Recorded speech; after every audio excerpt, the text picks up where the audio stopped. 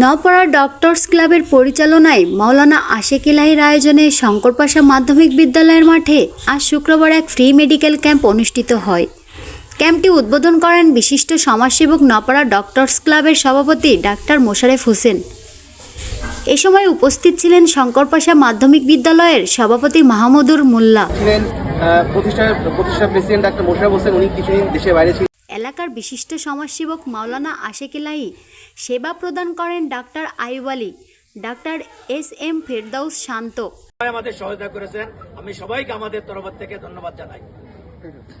Doctor G M. Ghalib Hasan, doctor Fahmida Faiza Prova, doctor রূপকথা Mukherjee, doctor Tasnim. উনি কিছুদিন দেশের বাইরে ছিলেন, আমিও আসলে প্রফেশনাল কারণে কিছুদিন।